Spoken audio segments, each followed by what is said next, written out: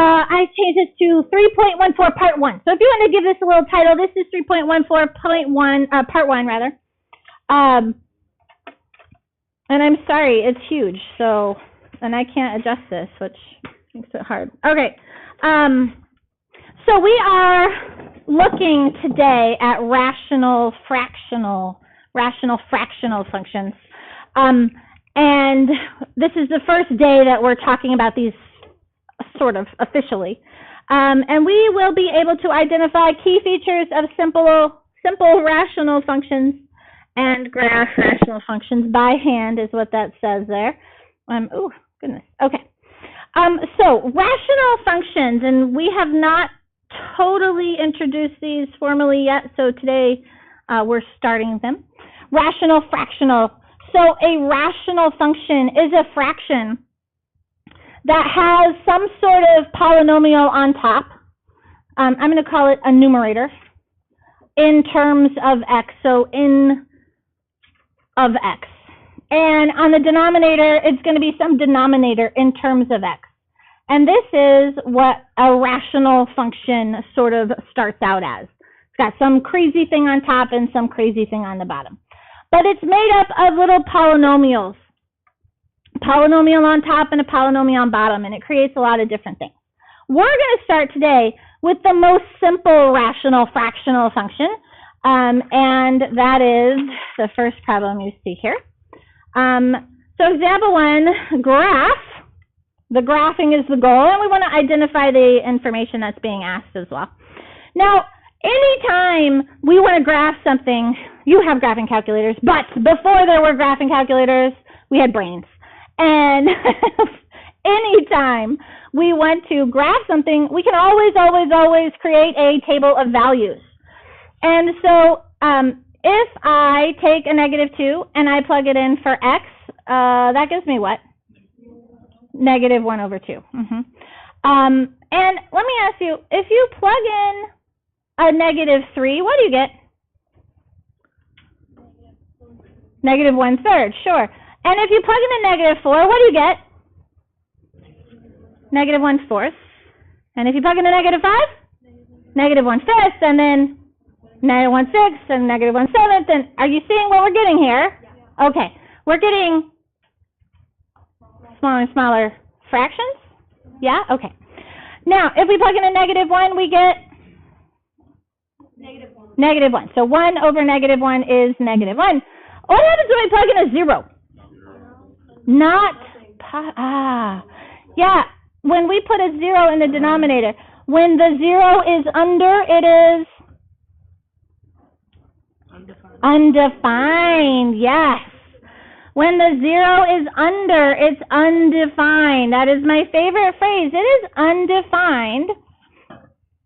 And because we're not allowed to have zeros in denominators, okay? This creates something very important in our graph.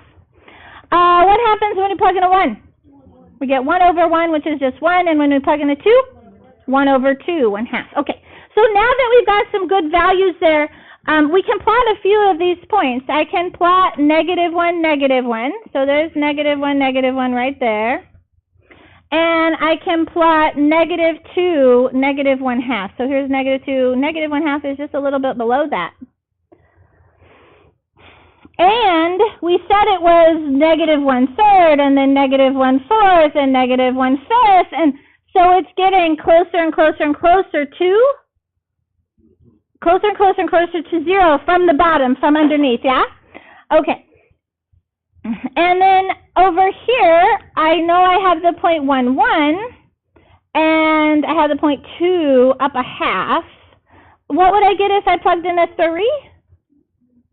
1/3. Oh, okay. And then if I plugged in 4, 1/4 and 1/5, and again, it's getting closer and closer to 0. Okay, so we know that they're both getting closer and closer to 0.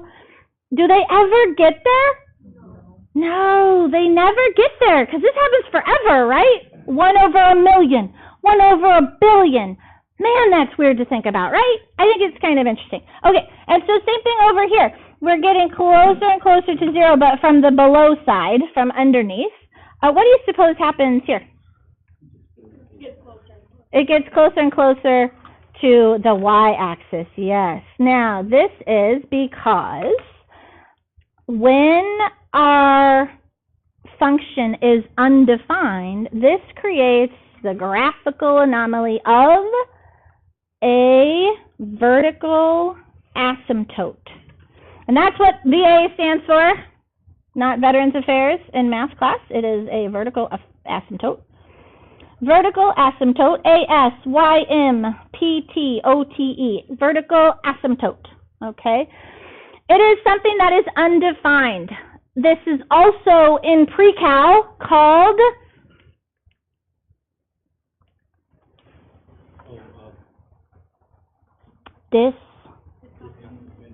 infinite discontinuity. Very good. All right. Infinite, I-N-F-I-N-I-T-E, infinite discontinuity. Okay, excellent. Those are calculus words, by the way. So vertical asymptote, or also known as infinite discontinuity, it never touches that vertical asymptote. It does get infinitely close. And just because these fractions are getting closer and closer and closer to zero and will never touch, we also have a horizontal asymptote embedded in this function as well. And so we get this horizontal asymptote just because of the nature of the numbers, what's happening with all those values that we're plugging in. So in this particular very simple function, we have a vertical asymptote when x equals 0. That came from right here, when x is equal to 0. And the horizontal asymptote is when y is equal to 0. Okay? Now, this is our very most simple rational function. You were introduced to this. We call it the reciprocal function because that's what's happening. 2 is turning into a half. It's reciprocal. Okay? So this is the reciprocal function, and it's the very most basic rational fractional function. Okay?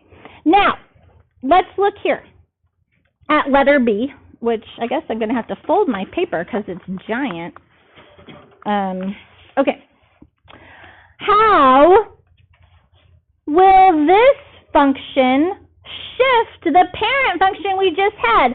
Our parent function was f of x equals 1 over x, the very most basic thing.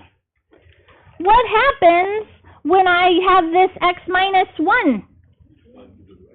It goes to the right 1 unit. Very good. And what does this minus 2? Down 2. Very good. So, I could simply think of taking this function and shifting it, what did we say, right 1, and then down 2, okay? So, I could do that if I wanted to. Let's see, do I want to do it that way? I kind of don't want to do it that way. Well, maybe I do. If I take my original graph and it's shifted right 1, what's my vertical asymptote? 1. My vertical asymptote is x equals 1. How can we get that? Like, you go 1 to the right, so it will never touch the 1. The 1, yeah. So I could just think of my basic graph and say if I take this graph and shift it right 1, that vertical line is going to shift right 1, yeah? Okay, or denominator domain is my favorite way to think about it. Denominator domain. So here is my denominator. And a denominator, x minus 1, can never equal 0. And all I have to do is set up this nice little equation, and it's always going to provide for me that vertical asymptote. All right? So when things get more complicated, I can solve for my vertical asymptote really easily by just using the denominator. Denominator domain, which is what my vertical asymptote is. And then we also know that our graph was shifted down 2. So if I take this graph and I shift it down 2, where's my horizontal asymptote? negative 2. So it got shifted down too. So that is our horizontal asymptote, y equals negative 2. So here, the vertical and horizontal asymptotes, when I graph these, those are the first things I want to think about every single time. So once we get good at this, this will come really quick, all right? Now, I have my horizontal and my vertical asymptotes. I need some ordered pairs, and I make this as simple as I possibly can for you. I want to choose a point to the left and a point to the right of my vertical asymptote. So give me an x value to the left. -1, -2, -3. Could I use 0? Yeah, sure. And what's the x value to the right of 1? 2. And so I'm going to go ahead and I'm just going to plug in these values, and it turns out it's going to be really easy here. If I plug in a 0, I have 1 over 0 minus 1 plus the 2. Yeah. So this is 1 over -1. -1 plus 2 is 1. Yeah. Thank you. All right. And that's an ordered pair, 0, 1. Is that right? Oh, that's why. Okay, you're right. Thank you. I knew something was wrong. I was like, wait a minute, this is not right. Good job. Not that one. It should be -3? Yes. Okay, that's so much better. I was like, wait, something is wrong. Okay. If I plug in a 2, I'm going to have 1 over 2 minus 1 minus 2. Let's see, that is 1 over 1 minus 2? -1. Okay.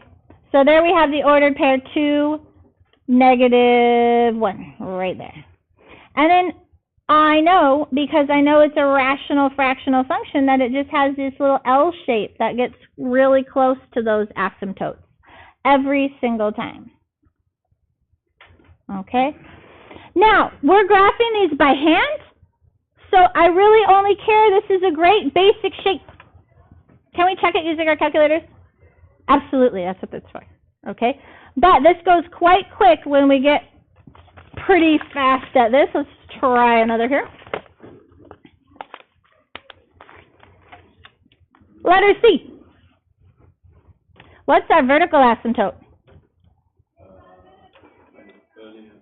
X equals -3. Where did that come from?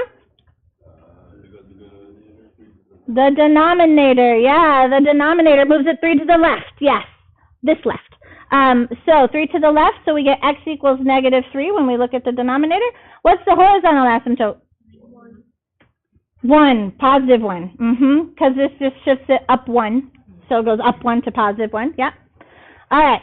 So there we have our couple of asymptotes. I'm going to go ahead and graph those. So I have my horizontal asymptote at 1, and my vertical asymptote was at -3. Can I ask you a super quick question? Sure. All right.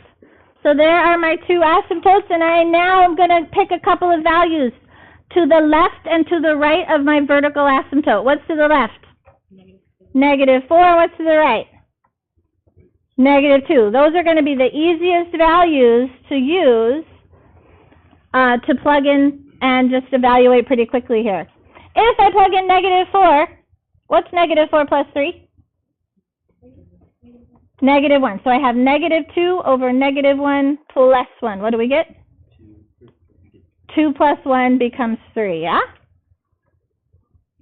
All right. If I plug in a -2 plus 3 is 1. So I have -2 over 1 plus 1, which gives me 1 or -1? -1. Okay. Any questions on those? No, it's good math, right? Good skills we don't use too often. Okay. All right. So -4, 3. -4, 3 is right there. And we had -2, -1 right there. Why did they change quadrants?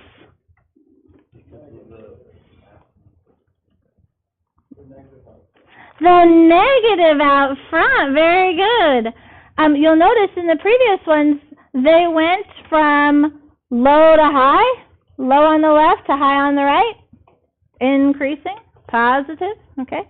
This one had a negative in front, so they are going downhill from left to right, okay? So again, we have this sort of L shape. Yeah, it switches it. It's the opposite way, okay, because of that negative. All right, questions so far? This goes really quick once you get good at it. Okay, so now, what is different about this rational function? There's an x on top and bottom. The first one was very, very simple. Grab that paper well right there on my desk. Oh, nope, on the round part, yep. So this one, there's an x on top and bottom. It is a rational fractional function, but this is in not simplified form, okay? This is a fraction, and what we have is essentially something like, before we had a 2/3. That was what we were given before. Can we simplify 2 over 3? That's as low as it goes, right? But here, we have something like 5 over 3. Can this be simplified? Yeah, you can rewrite that as, how many times is 3 going to 5? 1 and 2/3, okay? So what we have now when we look at something like this is an unsimplified fraction. And so we are going to use long division to write it in its simple form. Okay, so over here, I have x plus 2, and I'm going to divide that into 2x plus 3. What times x gives me 2x? 2. And we're going to distribute. So 2 times x is 2x, and 2 times 2 is 4. And then what do we have to do? Subtract everything. 2x minus 2x is 0. 3 minus 4 is -1.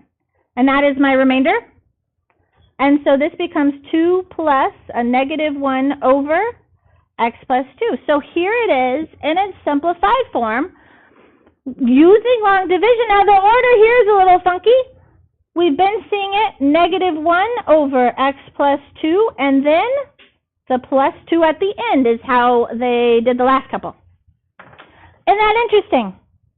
So now what was like this, we can rewrite in this form, in the simplified form. What is our vertical asymptote? X equals -2. And what's our horizontal asymptote? Y equals 2. All right. So again, that came from these two things. Yes, Sasha? Uh-huh. All right, we've got y equals 2 and x equals -2 for our asymptotes. And I want to choose a couple of x values. What are some good x values to use? -3 and -1. Now, does it matter where I plug in my x values? It's not going to matter. Do you want to plug it into the first one or the second one? Okay, you can do that. I'm going to plug it in the first one because I actually like doing this better. Let's see. I'm going to plug it in right here. So this is 2 times -3, which is -6 plus 3 gives me a -3 on top. And then I would have -3 plus 2 or -1 on the bottom. So I plug it in just into that one. I plug it in both top and bottom. But you can do either one, either place. When I plug in the -1, I'm thinking -2 plus 3 is 1, and then -1 plus 2 is 1, so I just get 1. Did you get the same thing? Yeah? Okay.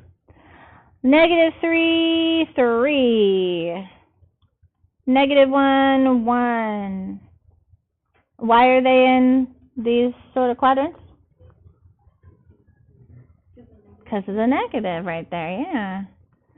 All right. So there we go. Can you graph these in your calculator? Mm-hmm. All right. Last one. Again, is this in good form for us? No, what do we need to do? Long division. Negative x plus 3. All right, so what goes on top? Negative 1, good, which we're going to multiply through. So we get negative 1x plus 2, and then we're going to subtract everything. So the negative x's cancel out, and we have 3 minus 2 is 1. So that is plus 1 over x minus 2 for my long division. And it's really easy, right? It's not hard. Let's see. So I could say it's 1 over x minus 2, and then there's a minus 1 at the end? Yeah? So with that information, what's our vertical asymptote?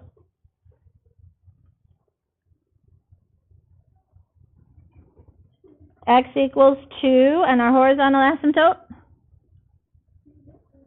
Negative 1. Y equals negative 1. And I can graph those.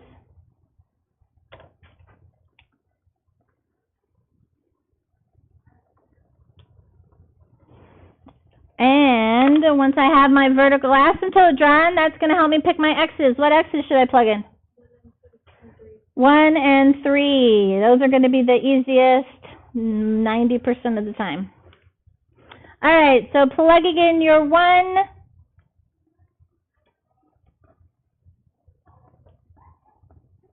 What'd you get?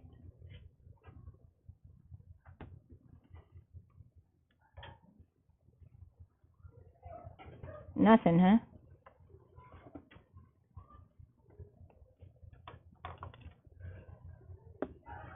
Did you get the same thing? Yeah? For the first one, I did not. You haven't done the second one yet? Okay. All right, so I got 1, negative 2, and 3, 0, which seems pretty good to me.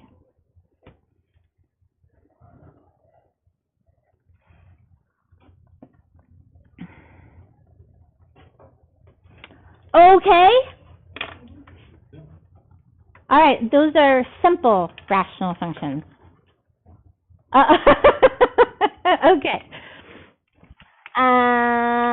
Excellent. You guys are going to get a little more